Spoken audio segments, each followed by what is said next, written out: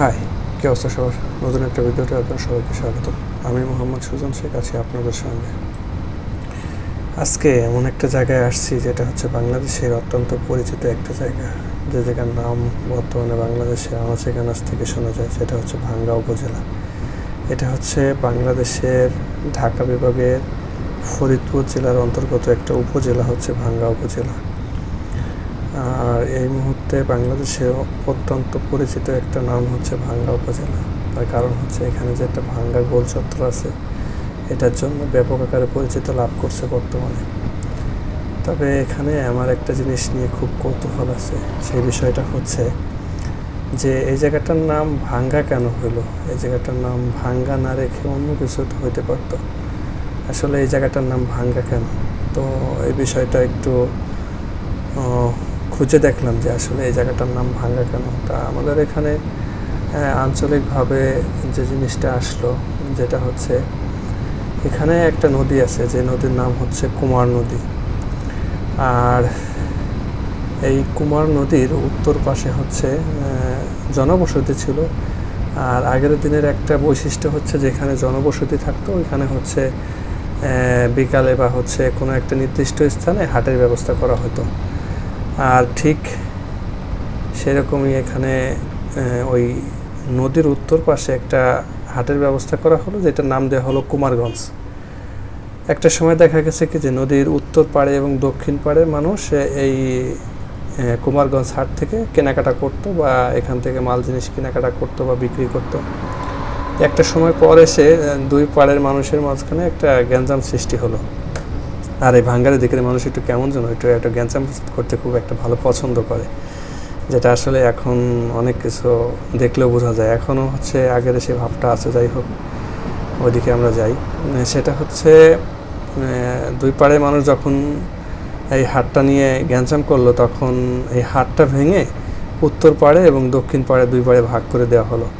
এবং যখন এই হাটটাকে ভাগ করে দেওয়া হলো, তখন থেকে এই হাটের নাম বলা হতো যে ভাঙ্গা হাট। আর সেই থেকেই শুরু হয়েছে এই জায়গাটার নাম ভাঙ্গা। কুমারগঞ্জ তারপর থেকে কেউ বলে না, তারপর থেকে নাকি লোক মুখে শোনা যেটা যায় সেটা হচ্ছে ওই কুমারগঞ্জ পরিবর্তন হয়ে ভাঙ্গা হয়ে গেছে, এরকম একটা ব্যাপার স্যাপার। আর একটা বিষয় আসছে, যেটা ব্রিটিশ আমলে একটা ঘটনা ঘটছিল, যেটা হচ্ছে এখানে একটা পুলিশ স্টেশন ছিল। সেই জায়গাটার নাম ছিল দেওড়া। ওই জায়গাটা থেকে পুলিশ স্টেশন চেঞ্জ করে এখন হচ্ছে ভাঙ্গা সদর, যেখানে এখানে হচ্ছে স্থানান্তর করা হয় আর কি। এই থেকেও নাকি বলা হয় যে এই পুলিশ স্টেশন ভাঙ্গে যখন নেওয়া হয়, তখন এই ভাঙ্গা নামটা আসে। আসলে এটা আসলে কোনটা সঠিক, সেটা আসলে সঠিকভাবে এখনও জানা যায়নি, বা আমিও জানতে পারিনি, বা কোনোখান থেকে এরকম কোনো প্রুফ পাইনি যেটা হচ্ছে সঠিক নামটা ব্যাখ্যা করতে পারবো। তা যাই হোক, দুইটার যে কোনো একটা কারণ হবে, এটাই খুঁজে পাওয়া গেছে এই মুহূর্তে।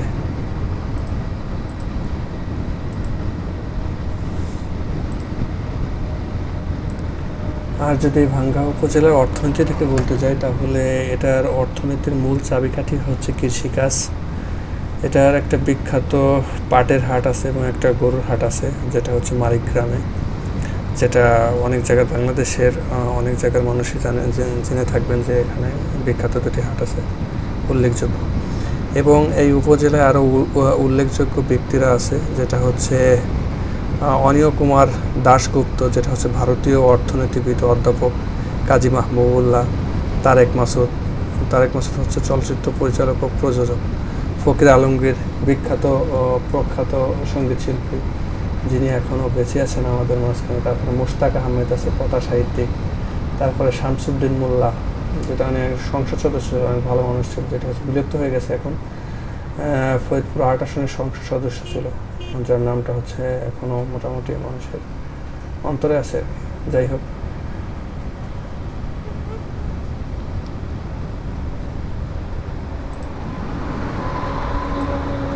আর এই এলাকায় আসলে এই উপজেলায়, ভাঙ্গা উপজেলা আসলে দেখার মতন বেশ কিছু জিনিস আছে, বা বেশ কিছু পুরাতন স্থাপনা আছে। প্রত্ন সম্পদ বলতে এখানে পাত্রাইল মসজিদ ও দিঘি আছে, মজলিস আব্দুল খালেকের মাজার আছে, তারপরে হচ্ছে খাটরায় বাসুদেব মন্দির, সিদ্ধেশ্বরী নাট্যমঞ্চ, মালিগ্রামের পালবাড়ি, নারায়ণ দাসের ভিটা এবং রায়বাড়ি, এছাড়াও উল্লেখযোগ্য আরও অনেক কিছু আছে। তারপরে এখন ভাঙ্গা গোল চত্বর, যেটা আসলে বাংলাদেশের মধ্যে অন্যতম একটা সুন্দর জায়গা। এটা হয়েছে বেশ কিছুদিন হলো, যে এই হাইওয়ে এক্সপ্রেসওয়ের পরে এখানে একটা সুন্দর একটা গোল চত্বর করে, যেটা হচ্ছে বাংলাদেশের অন্যতম একটা স্থাপনা এখন হয়ে দাঁড়াইছে, যেটা দেখতে আসলে বেশ সুন্দর এবং বেশ দৃষ্টিনন্দন।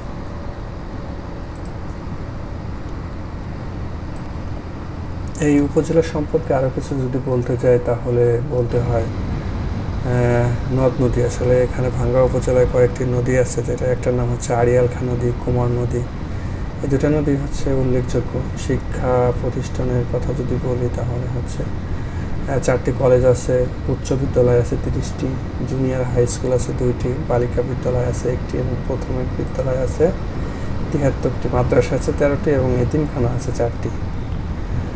আর শিক্ষার হার যদি বলতে হয়, এই উপজেলার শিক্ষার হার হচ্ছে 65%, পুরুষ হচ্ছে 68% এবং মহিলা হচ্ছে 62%। আসলে বেশ সুন্দর। আর ধর্মের কথা যদি বলি, সেটা হচ্ছে 90%-এর মতো মুসলিম, সনাতন ধর্মী আছে 9%-এর মতো, আর অন্য বাকি 1% এরকম। ফরিদপুরের অন্যতম লোকায়ত রত্ন, লোকায়িত না, লোকায়িত আর এখন নাই, সবাই জানে, সবাই দেখছে। বাংলাদেশে যারা মোটামুটি অনলাইনে আছে বা অনলাইনে ঘোরাফেরা করে, এরা মোটামুটি জায়গাটা দেখে ফেলছে। ফরিদপুরের অন্য কোনো জায়গা না দেখলেও এই ভাঙ্গা গোল চত্বরটা দেখা শেষ। ইভেন এটা বলতে গেলে বলা যায় একটা ভাইরাল জায়গা।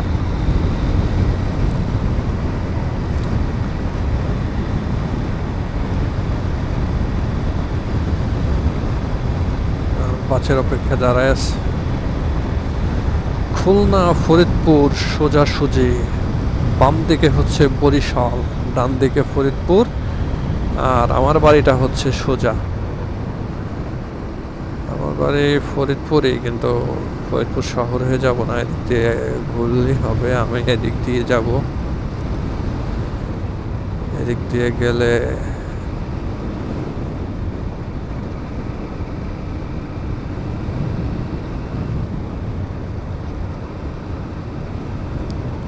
এইটাই হচ্ছে ভাঙ্গা গোল চত্বর।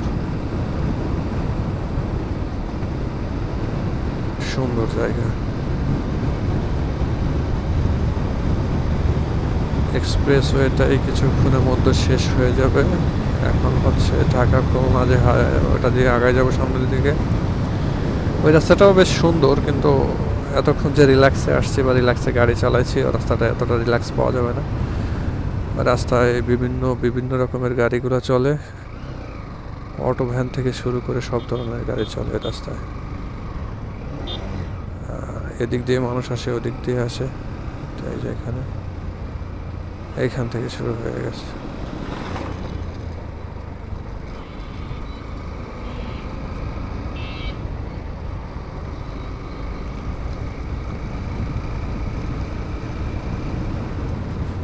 এইখান থেকে গোপালগঞ্জের দূরত্ব হচ্ছে 67 কিলোমিটার। আমাকে একজন জিজ্ঞেস করছিল পদ্মা সেতু পার হয়ে যে গোপালগঞ্জের দূরত্ব কয় কিলোমিটার, আমি বলছিলাম 100 কিলোমিটার। তো মনে হয় বেশি একটা ডিফারেন্স হবে না, কাছাকাছি হবে, হয়তো একটু কম বেশি হতে পারে, কিন্তু কাছাকাছি আছে মনে হয়। এখান থেকে যেহেতু 60 এই তো এরকমই, আমারই বেশি একটা হবে না।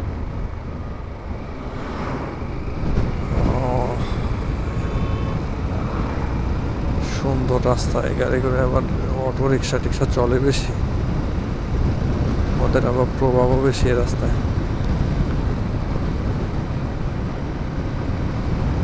রাস্তাটা মাঝখানে ভাঙ্গে চলে গেছিল, আবার একটু ঠিক করছে মনে হয়।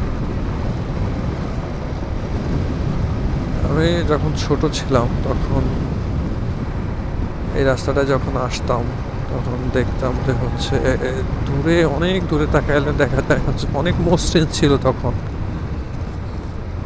নতুন করছিল, তো তখন মসৃণ ছিল বলতে হচ্ছে দূরে তাকাইলে মনে হইতো যে একদম পানির মতন একটা লেভেল আছে।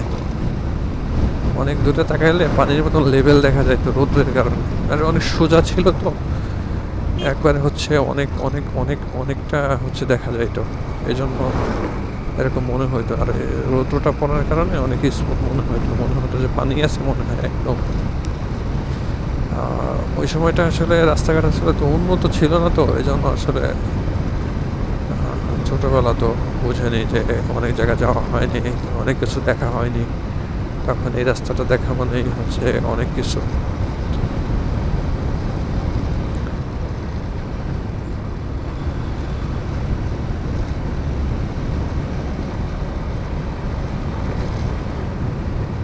সে সময় অনেক বেশি মাটির রাস্তা ছিল, এখন তো বাংলাদেশে আসলে মাটির রাস্তা খুঁজে পাওয়াই মুশকিল। মাটির রাস্তা আসলে ওরকমের নাই ধরতে গেলে।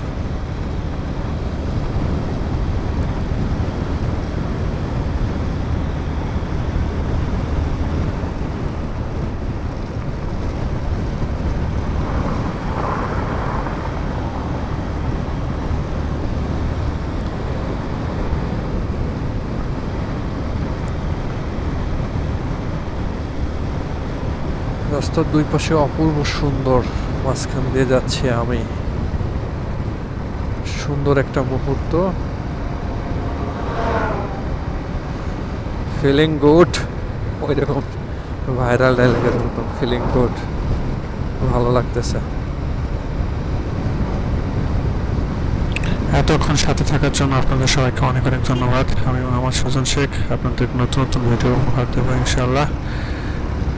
যদি এতটুকু সময় হয় বা যদি আমার ভিডিওটা এতটুকু ভালো লেগে থাকে, তাহলে সবাই প্লিজ একটা সাবস্ক্রাইব করবেন, লাইক দিবেন, শেয়ার করবেন, তাহলে সুন্দর সুন্দর ভিডিও আপনাদেরকে উপহার দিতে পারি। সবাইকে অনেক অনেক ধন্যবাদ। আল্লাহ হাফেজ। দেখা হবে নতুন কোনো জায়গায়